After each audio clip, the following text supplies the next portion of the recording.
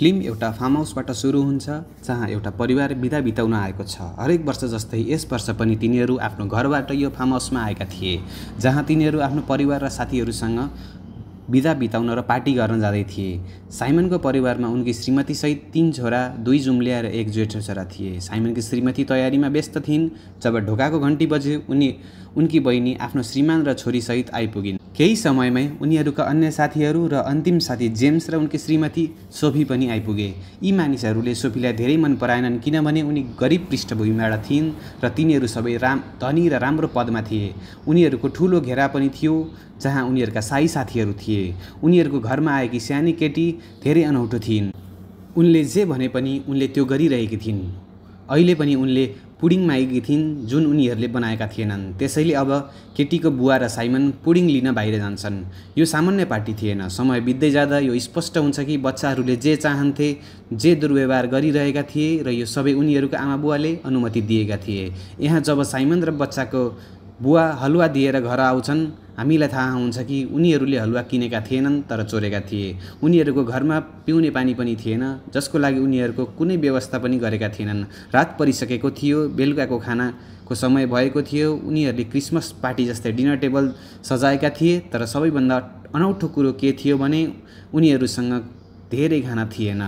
सबैको प्लेटमा थोरै खाना मात्र राखेको थियो, तर त्यो देखेर कोही पनि उनीहरू झगडा गरेनन्। यद्यपि यी मानिसहरू धेरै धनी थिए, तैपनि उनीहरूसँग खाना भने थोरै थियो र आपूर्ति पनि थिएन। यसको पछाडिको कारण के हुन सक्छ? समाचारबाट उनीहरूले रानीको भाषण सुन्छन् जसले सबैलाई आराम गर्न आग्रह गरिरहेकी थिइन् र उनी यस समयमा बङ्करमा बन्द थिइन्। मतलब संसार ठुलो विपत्तिको शिकार हुँदै गइरहेको थियो र यस कारण उनीहरूसँग आपूर्तिको अभाव थियो। उनीहरूले पसलमा पसेर हलुवा चोर्नु परेको थियो किनभने सबैले सहर खाली गरेका थिए र आफ्नो घरमा लुकेका थिए। उनीहरूको डिनर पनि सामान्य थिएन किनभने यो क्रिसमसको डिनर थिएन, बरु यो बिदाईको डिनर थियो। यी मानिसहरू मृत्यु हुनुभन्दा अघि अन्तिम पटक उत्सव मनाइरहेका थिए किनभने संसारमा भइरहेको विपत्तिबाट कोही पनि बाँच्ने सम्भावना थिएन। मृत्यु तिनीहरूको अगाडि पनि थियो र कारण थियो एउटा धेरै कालो बादल जसले सहरका सबै मानिसहरूलाई जुनसुकै सहरमा गए पनि यातना दिएर मार्थ्यो। यी मानिसहरूलाई यो पनि थाहा छ कि चाँडै यो बादल उनीहरूसम्म पनि आउनेछ। अहिलेसम्म त्यो बादल जहाँ गए पनि मानिसहरू धेरै भयानक मृत्युको शिकार भएका छन् र यी सबै मानिसहरू आफूलाई भाग्यमानी ठान्दछन् किनभने अहिलेसम्म कम्तीमा तिनीहरू जीवित छन्। यी मानिसहरूलाई थाहा थियो कि बादल बिहानसम्म यहाँ आउनेछ। वैज्ञानिक र सरकारले ती केसहरू कसरी थिए भनेर बताउनु पर्यो। पहिले यसले श्वास प्रश्वास प्रणालीमा आक्रमण गर्यो, तिनीहरूको फोक्सो र त्यसपछि अन्य प्रणाली र सम्पूर्ण मस्तिष्कमा आक्रमण गर्छन् र अन्ततः व्यक्तिलाई मार्छन्। सरकारसँग यो बादललाई रोक्न सक्ने कुनै पनि उपाय थिएन। तिनीहरूले मानिसलाई मृत्युबाट बचाउन सकेनन्, तर तिनीहरूले मृत्युको पीडा कम गर्न सक्थे। यसको लागि तिनीहरूले एउटा चक्की बनाए जसले तिनीहरूलाई खाने बित्तिकै पीडा बिना मार्नेछ। यो चक्कीको नाम एक्जिट पिल थियो। सरकारले भन्यो कि बादल तपाईसँग पुगेको देख्ने बित्तिकै तपाईँले यो चक्की खानुपर्छ र कुनै पनि पीडा बिना आत्महत्या गर्नुपर्छ। सरकारले आफ्ना सबै मानिसहरूलाई आत्महत्या गर्न भनिरहेको थियो र यी सबै मानिसहरूले सरकारको कुरा पनि सुनिरहेका थिए किनभने तिनीहरू न त पीडादायी मृत्यु चाहन्थे न त तिनीहरू आफूलाई पीडादायी मृत्यु भएको हेर्न चाहन्थे। तिनीहरू सबैले खाना खाएपछि यो चक्की खाएर आफ्नो जीवन समाप्त गर्ने थिए, तर सोफीले त्यसो गर्न अस्वीकार गरिन् किनभने उनी गर्भवती थिइन्। उनी भन्छन् कि यसो गरे म मरेर मेरो बच्चालाई पनि मार्नेछु, तर म हत्यारा बन्न चाहन्न। कतै सोफीले पनि आत्महत्या गर्नु ठिक होइन भन्ने विश्वास गराइन्। कसैलाई थाहा छ उनी यो सबैबाट बाँच्न सक्छिन्। अब साइमनको छोरा आर्ट्सले पनि त्यस्तै विश्वास गर्यो। उसले पनि आत्महत्या गर्नु कुनै तर्क देखेन। त्यसपछि यहाँका मानिसहरूले सोफीलाई बुझाउँछन्, हेर सोफी, कोही पनि बाँच्न सक्दैन। हामीसँग सजिलो मृत्युको कम्तीमा एउटा विकल्प छ। गरिबहरूले यो विकल्प पनि पाएनन्। तिनीहरू पीडामा मरे, कोही पनि बाँच्न सकेनन्। सोफीले आफ्ना आमा बुवालाई सम्झिन्छन् जसलाई हिजो राति मारिएको थियो र उनीहरू एकदम पीडादायी मृत्युको शिकार भएका थिए किनभने उनीहरू पनि गरिब थिए र उनीहरूले एक्जिट पिल पाउन सकेनन्। यो उनीहरूको जीवनको अन्तिम रात थियो, त्यसैले तिनीहरूले यसलाई पूर्ण रूपमा रमाइलो गर्ने योजना बनाउँछन्। कोही मानिसहरू खेल खेल्छन्, कोही चलचित्र हेर्छन्। त्यसैले यहाँ यी मानिसहरूले आफ्ना पुराना सम्झनाहरू पनि सम्झिरहेका हुन्छन् र खुसी रमाउँछन्। यो फार्म हाउस वास्तवमा साइमनको श्रीमतीकी आमाको थियो भन्ने कुराको खुलासा पनि हुन्छ, जसबाट सम्पूर्ण परिवार अन्तिम पटक कुरा गरिरहेको थियो। त्यसपछि वृद्धाले देखिन् कि बादल उनीहरूको धेरै नजिक आएको छ, त्यसैले उनले तुरुन्तै आफ्नो मुखमा चक्की राखिन् र आफूलाई सजिलै मृत्यु दिइन्, त्यो पनि यी मानिसहरूको आँखा अगाडि।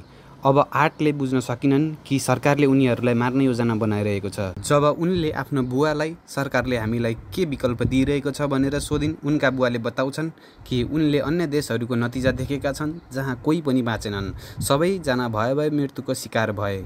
हाम्रो सरकार कम्तीमा हाम्रो मृत्युको पीडा कम गर्न चाहन्छ। उनका बुबाको व्याख्याको बावजुद पनि यो सबै उनलाई मूर्खतापूर्ण लाग्यो। उनको दिमागमा एउटै विचार चलिरहेको थियो कि धुवाँको त्यो बादल यहाँबाट हटेपछि के हुनेछ, के उनी बाँच्न सक्नेछिन् कि छैनन्, के त्यो बादल हटेपछि संसार उस्तै रहनेछ कि छैन। कलालाई पनि लाग्यो कि उनको सरकारले जानी जानी ती मानिसहरूलाई आत्महत्या गर्न बाध्य पारिरहेको छ।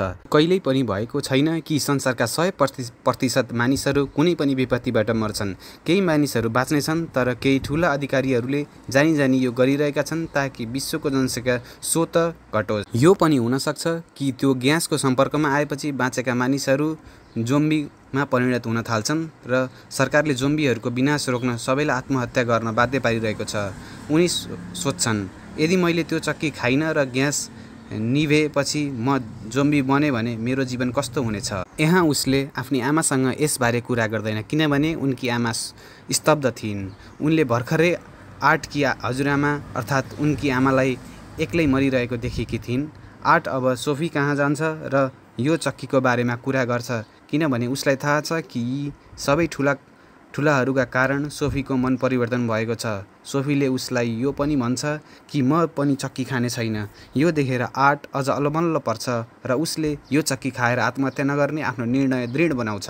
यसैबीच उनकी आमा यहाँ आउँछिन् र उसले आफ्नी आमालाई पनि भन्छन् कि मैले अब निर्णय गरेको छु कि त न त म सोफीलाई चक्की खानेछ न त म। यो सुनेर उनकी आमा छक्क पर्छिन् कि उनको छोराको कस्तो मूर्खतापूर्ण निर्णय गरिरहेको छ। उसको आमा र बुवाले उसलाई बाहिर निकालेर भ्यानमा हाले। तिनीहरूले उसलाई बसाएर बुझाउँछन् कि छोरा, मृत्यु अपरिहार्य छ, तर त्यसो भए किन डरले मर्ने। यहाँ उसको आमा र बुवाले उसलाई एउटा मात्र विकल्प दिइरहेका थिए जसमा मृत्यु देखिन्थ्यो, जबकि उसको मनमा आशा थियो। उसले आफ्नो आमा र बुवालाई पनि आशा दिलाउन खोज्छ, तर आमा र बुवाको पूर्ण रूपमा मूर्ख थिए। उनीहरू सरकारको कुरामा विश्वास गरिरहेका थिए। उनीहरूले आर्टलाई अन्तिम पटक एउटै कुरा बुझाउँछन् कि हामी सबै शान्तिपूर्वक मर्न चाहँदैनौँ र तिमीले मृत्युको पीडा सहन सक। अब आर्टले देख्छ कि उसको आमा र बुवा उसलाई कुनै पनि हालतमा मार्न चाहन्छन्।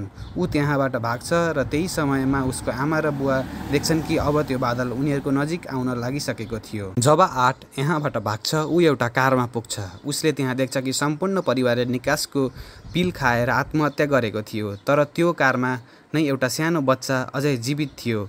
उसले त्यो बच्चालाई केही गर्न सक्नु अघि नै बादलमा रहेको ग्यासले आर्टलाई सुँग्छ र उसको बुवाले यो टाढाबाट याद गरेका थिए। साइमन तुरुन्तै नाक बन्द गर्दै आर्टमा आउँछ र तुरुन्तै आर्टलाई आफ्नो घरभित्र लैजान्छ, तर आर्टको स्वास्थ्य द्रुत गतिमा बिग्रिँदै थियो। ग्यासको गन्ध आएपछि उसलाई के भइरहेको छ भनेर सबैलाई थाहा थियो। सबैले बुझे कि ऊ केही समयमै पीडादायी मृत्यु हुनेछ। त्यसभन्दा पहिले तिनीहरू निकासको बिल लिने र आफ्नो परिवारसँग आफ्नो कोठामा जाने निर्णय गर्छन् ताकि तिनीहरूले आरामसँग मर्न सकुन्। यहाँ साइमनकी बहिनीले पनि आफ्नो सुतिरहेको साथीलाई चक्की खुवाउँछिन्, तर सुतिरहेको बेला खुवाएको कारणले गर्दा उनलाई बान्ता हुन्छ र उसको मुखबाट चक्की निस्किन्छ। साइमनको परिवार पनि आत्महत्या गर्न तयार थियो। उनीहरूले आर्टलाई पनि चक्की खुवाउने सोच्छन्, तर उनीहरूले देख्छन् कि आर्ट पहिले नै मरिसकेको छ, त्यो पनि एकदमै भयानक मृत्यु। उसको आँखा, नाक, कान जताततै रगत बगिरहेको थियो। यो देखेर साइमन र उनकी श्रीमती धेरै दुखी भए, तर त्यसपछि उनीहरू सबैसँग ओछ्यानमा पल्टिए र सँगै चक्की खाए। आर्टको अवस्था देखेर सोफीको मन पनि परिवर्तन हुन थाल्यो। उनी पनि यस्तो पीडादायी मृत्यु चाहन्थिनन्, तर उनको मनमा कतै उनलाई पनि आर्ट जस्तै बाँच्ने आशा थियो। तर यहाँ उनको श्रीमानले उनलाई ब्ल्याकमेल गर्न थाल्छन् कि सोफी, यदि तिमीले यो चक्की खाएनौ भने म पनि लिने छैन र तिमीसँगै पीडादायी मृत्यु मर्नेछु। उनी आफ्नो श्रीमानलाई धेरै माया गर्थिन् र उसको कुरा सुनेर ऊ सहमत भइन्। उनले पनि आफ्नी श्रीमानसँग चक्की खान्छन् र केही समयमै उनीहरू पनि मर्छन्। कोठामा त्यो जिद्दी केटीको आमाले पनि उनलाई चक्की खुवाउँछिन् र आफैले पनि चक्की खान्छन् र त्यहीँ मर्छिन्। अब त्यो केटी जसले चक्की खाएपछि बान्ता गर्यो उसको साथी चाहदैन थियो कि ऊ आफै आरामले मर्नुपर्छ र उसको अर्को साथीले पीडा महसुस गर्नुपर्छ जसले गर्दा उसलाई बान्ता भयो। त्यसैले उसले केटीको पेटमा छुरा प्रहार गर्छ र त्यही मर्छ र त्यसपछि ऊ आफै चक्की खाएर मर्छ र यसरी यस घरमा उपस्थित सबै मानिसहरू आफ्नो मृत्युको मुखमा पुग्छन्। सबैजना मरेपछि धुवाँको त्यो बादल उनीहरूमाथिबाट धुवाँको बादल हट्न धेरै घण्टा लाग्यो, तर बिहान हामीले देख्यौँ कि अन्ततः यहाँको मौसम सामान्य भएको छ। हिउँ पनि पर्न थालेको छ र एउटा बच्चा बाहेक सबै मानिसहरू मरेका छन्। कला जसको त्यो चक्की खाएको थिएन अचानक उसको आँखा खुल्यो र ऊ जीवित भयो, अर्थात् उसको सिद्धान्त सही थियो। ऊ भन्दै थियो कि सायद यो बादल गएपछि हामी ठिक हुनेछौँ, हामी जीवित हुनेछौँ, वा केही मानिसहरू त्यो बादलको विषले मर्छन्। तर यी मानिसहरूले उसको कुरा सुनेनन् र आफैले आत्महत्या गरे। यस्तो अवस्थामा बाँच्ने 3-4% सम्भावना उनीहरूले गुमाए, तर यो बच्चाले मानेन र यसरी बच्चा जीवित भयो र फिल्म यो रहस्यमय अन्त्यका साथ समाप्त भयो कि बच्चा अब सामान्य रहनेछ वा जोम्बी बन्नेछ।